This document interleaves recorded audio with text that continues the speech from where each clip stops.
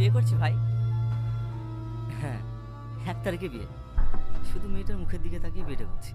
তুই কিন্তু অবশ্যই আসবি। আচ্ছা ঠিক আছে, সে আমি চেষ্টা করব।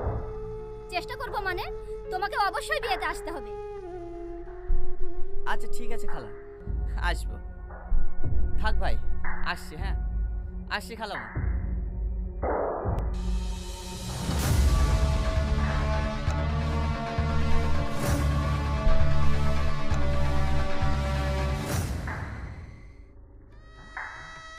মা, আজ তুমি আমার আব্বার সঙ্গে বিয়ে করবে? হ্যাঁ মধু, আজ থেকে আমিই তোমার মা।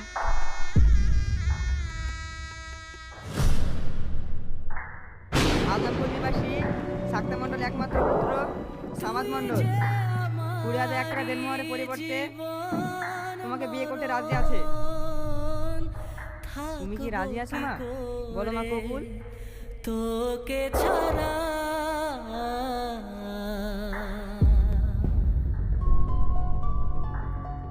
বলো মা, আলহামদুলিল্লাহ কবুল করিলাম। বলো মা, বলো কবুল। পণ্ডিতপুর বলো। নিবাসী মৃত জাহাঙ্গীর শেখের পুত্র টনি শেখ 10,001 টাকা দিনমোহরের পরিবর্তে তোমাকে বিয়ে করতে রাজি হয়েছে। তুমি কি রাজি আছো? বলো মা, কবুল। বন্ধ করো এই বিয়ে, এই বিয়ে হবে না। ওগো, ওগো, কি আছে তোমার?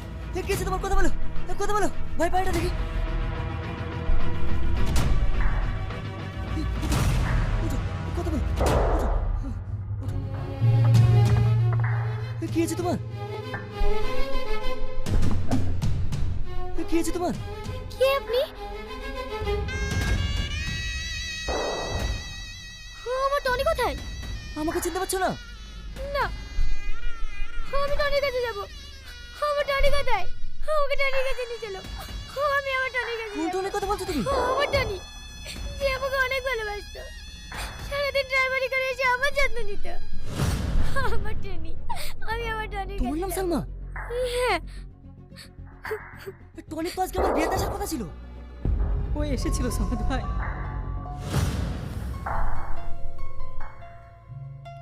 গুরু এসেছিল। জানো সালমা, জেল থেকে বেরোনোর পর গুরু তোমাকে পাগলের মতো খুঁজেছে।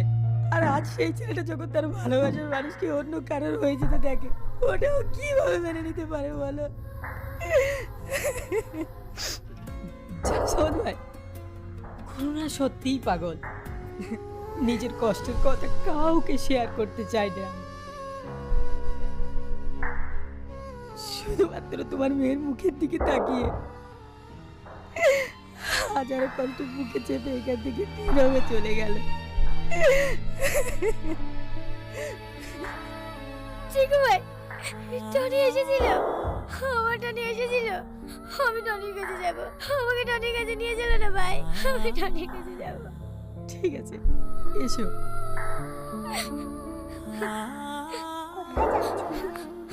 বুড়ি, ওকে ছেড়ে দাও। তুমি যাও, যাও।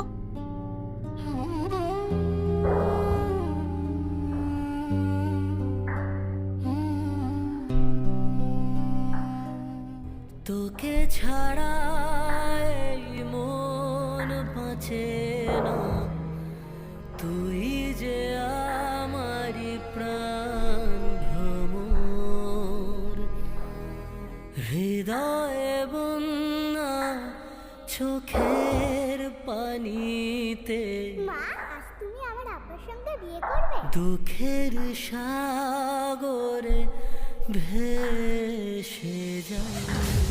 টনি!